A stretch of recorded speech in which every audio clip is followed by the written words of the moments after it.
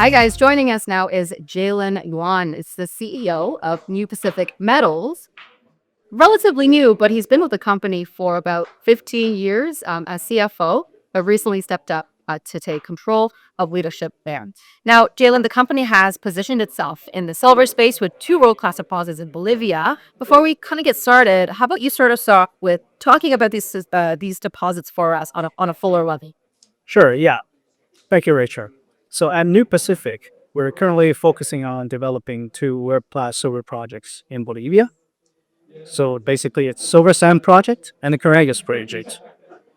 And since 2018, so it's between 2018 and 2024, we've done extensive exploration and a technical study works on both projects, which the end result was led to a PFS study on Silver Sand and a PEA study on Coragas. So with these two technical reports data combined, we're looking at an overall silver resource of over 260 million ounces. So these two projects combined. An estimated annual production level close to 90 million ounces of silver on annual basis. So with those numbers, it will put us in the same category as those big players in the primary silver producing market. I'm saying like Pan American Silver, First Majestic, and those guys. So what's next is that we define these two projects properly on paper. So we're moving on to the permitting stage.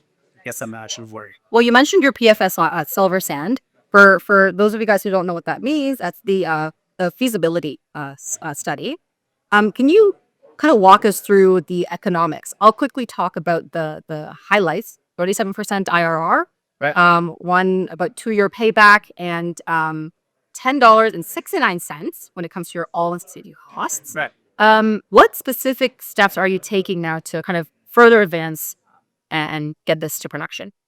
Right. So first we gotta go through the permitting stage, which is the stage that we're currently focusing on.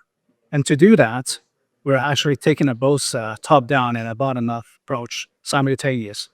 By top-down approach, I mean we're focusing on engaging and building constructive relationships across all government agencies in Bolivia, especially focusing on their Congress, Senate, and at the minister levels, because these are the guys, they have the final say permit. Right. That being said, top-down approach is very important, but at the moment we're more focused on a bottom-up approach to build a solid foundation at our project level. Now, what does that take? Yeah, by saying a solid foundation, I mean it's good community relations, alliance with regional stakeholders, support from local governments, because they are the key players on our project. Without their support, there is no solid foundation. And without this solid foundation, our project goes nowhere. So that's what we're focusing on right now. Well, I think it's timely to also talk about the recent election that's affected the company. Talk to us about that as well. Yeah, the recent election happened last month on August the 17th is very interesting. And it's actually, I think in general, in favor of our business in Bolivia. Because the election results shows a big political movement from a very left-wing dominated governments for the past 20 years to a more center to right-wing oriented government. Part of the reason that there's no significant mining developments in Bolivia in the past 20 years was due to the policies implemented by the left-wing government towards the private sector mining and also towards foreign investments. And also in recent years, Bolivia as a country is suffering from a very severe economic crisis led by the shortage of US dollar. So it drives up inflation and made it like essentials like gasolines and diesel so scarce in supply in the country. And the Bolivian people living standards has been declining, obviously, and they're not happy. So they're relying on the new government to help them to solve these issues. So all these new government candidates, they're openly citing to bring in more foreign investments. They're open for businesses. So Yeah, nothing I'm getting away here. Yeah. Okay. So bringing in more foreign investments to solve this, to help solving this economic crisis. So at macro level, we think the country's political agenda, the next administration's political agenda, actually aligns with our objective of developing our projects because we have two low-hanging fruits there for them to grab, combining 700 million US dollars in the next couple of years if they can get our projects permitted. Well, what kind of permitting work specifically is planned for the remainder of 2025 and 6? Right. So, as I'm saying, to go into the detailed words of permitting, we're currently focusing on building the foundations of our projects.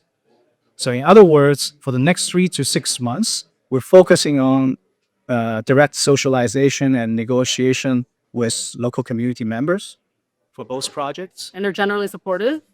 Oh, yeah, they are, especially at the Karangas project. Actually, the community just held a meeting last month on August 30th, and they discussed our project. And in the end, they voted as a whole to support our projects developing in permitting. So there is our considerable progress we made this year. And we expect to sign agreements, hopefully to sign agreements with both communities towards the end of this year, so 2025. Beginning 2026, if we have the community's blessing, we'll move on with the technical, social, political, and administrative aspects of the permitting work. And that progress probably is going to take another 18 months to 24 months to complete. Yeah. So ideally, we're basically looking at the end of 2027 or beginning of 2028 to complete all our permitting work. We can move on to the next stage to build them out. Understood. Well, as I mentioned, you have been involved with the company as CFO until you Right. stepped up as CEO. Talk to us about the economics. How are you task position wise? What's the funding strategy as you move us along? Yeah, so since 2017, we've been raising funds for the company a few rounds, combined roughly 60 million US dollar, let's say. Now, we have a few very important strategic partners in our company. Silver Corp, as one of them, holds 28% of the interest of the company. American Silver, another one, they held approximately 12%. And we also have our funder of the company, Dr. Rayfun, who personally owns 6% in the company.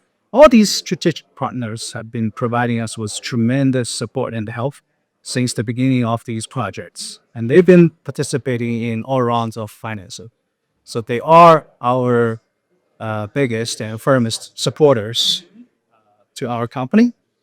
Besides that, we have some institutional interest in our company as well, and best would be to just the retail shareholders. Talking about capital wise, at this point we're still having around the US 16 million on hand. I mean 1.6, and with our focused objectives to pushing permitting progress on both projects, we think that amount's going to last us for at least the next 18 months. Well, before we wrap it up here, I want to ask you about kind of the energy, the sentiment you're feeling out of your conversations here at Beaver Creek. Right? The energy here? Yeah, the energy, the Oh, that's- sentiment, feedback that you're getting for your story here with Right. your investors. That was actually overall very good here. Actually, it's my first time. Personally, my first time to such a conference. Beaver Creek. I've been to PDAC a few times, but Beaver Creek is my first time. Yeah, the market is hot. Everybody's exciting to talk about the financing projects, merger and acquisition, and those things. But for our projects in particular, I mean, people are following us closely, knows well that how we're positioned at the moment. As I'm saying, we have two world-class projects defined on paper. So it is very important for us to actually focusing on working on the permitting and development side of it. So we can actually make the value out of the paper to help our investors to realize these values, right? Because without the permitting, then they stay on paper, and our share price will be discounted as a result, which is a fair result. Well, what we'll do is we'll keep watching as you move through this permitting pipeline. Right. And I just want to thank you for making the time today. Yeah, thank you so much, Rachel. Of course. It's my pleasure to be here. That's Jalen Yuan, CEO of New Pacific. You can go to the TSX, search NUAG to learn more about the company and do your own homework. Thanks for watching.